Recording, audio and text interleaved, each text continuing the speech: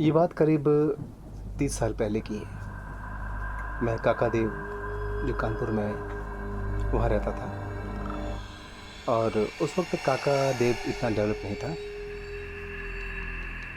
जगह-जगह झाड़ियाँ, पेड़-पौधे सब लगे थे। उन्हीं के बीच में एक जो मेरा मकान था, मकान मालिक जो था, एक छत पे मुझे कमरा दिया था उन्होंने। तो रात-बेरात रहने में भी वहाँ डर लगता था, बेसिक चीज़ यही है। लेकिन कोई बात नहीं, कम पैसे में रहना था तो कुछ तो करना ही था।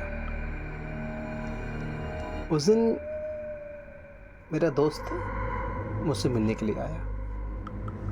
रात हो गई, खा-पी करके हम करीब 11 साढ़े 11 बजे आपस में गुफ्तगू कर रहे थे कि एक टॉपिक आया कि मृत आत्माएँ, भूत, प्रेत, योनियाँ ये सब क्या है ये सब? एक्चुअली मेरे दोस्त को इन सब चीज़ों में थोड़ा इंटरेस्ट था और मेरे को तो इंटरेस्ट ही नहीं, मैंने काफ़ी इसमें अध्ययन किया हुआ था और काफ़ी किताबें मैंने इसमें पढ़ी हुई हैं।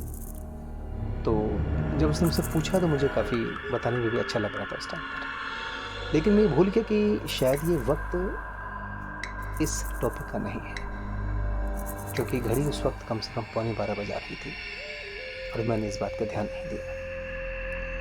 बात चालू हुई, कम से कम आधा घंटा बीता होगा, 12:15 के आस-पास का वक़्त था। एकदम से हमारे कमरे की लाइट चली गई। नॉर्मली ऐसा होता था, लेकिन मैं फिर भी अपने को आश्वस्त करने के लिए मैं छत पे गया। देखा पूरे मोहल्ले की एक लाइट गई हुई थी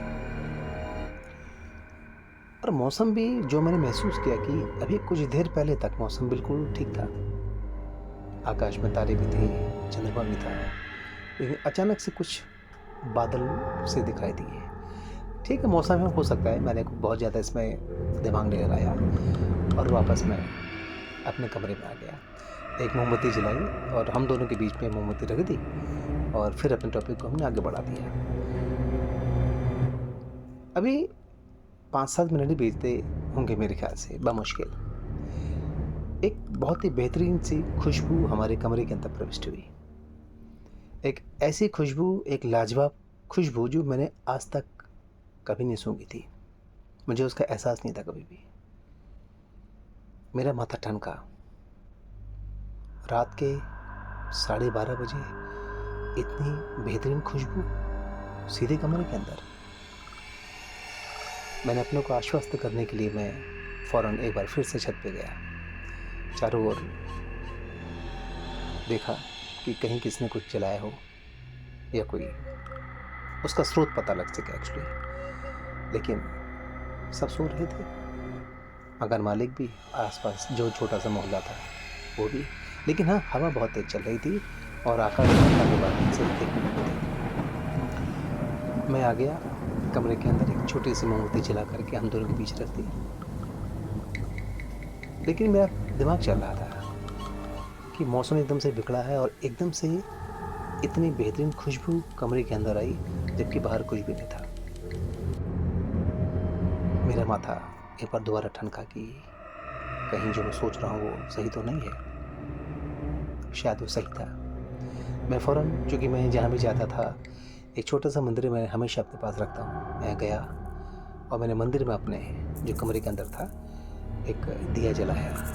हाथ जोड़ के प्रार्थना की कि यदि मैंने गलत समय पर कोई भी गलत टॉपिक शुरू किया है, इसका किसी भी तरह का अगर कुछ गलती हुई है मुझसे तो अब तो ही सँभालना। और प्रार्थना में शक्ति होती है। कुछ सेकंड के बाद ही वो खुशबू जैसे ही आई थी मेरे कमरे में, वैसे ही कमरे से बाहर चली गई। ना बाहर कोई खुशबू थी, ना कहीं और, सिर्फ़ और सिर्फ़ हमारे कमरे में थी। मेरा दोस्त भौचक्का था, ये क्या हुआ? तुम ये सब क्या कर रहे हो रात में? बत्ती जलाना और इस तरह से बार-बार बाहर जाना, अंदर आना। उसने कुछ पूछना चाहा, मैंने उसको उँगली से इशारा किया, अभी नहीं, अभी शांत रहो, कल सब बताऊँगा। अभी इस टॉपिक को यहीं ख़त्म करो। और वाक़ई वो टॉपिक उस वक़्त ख़त्म ज़रूर हो गया। लेकिन मैं जानता हूँ कि अगर वो टॉपिक वहाँ ख़त्म ना होता, यदि मेरी प्रार्थना स्वीकार ना होती तो उस रात कुछ ऐसा घटित होता जो शायद मैं बता नहीं सकता हूँ मैं।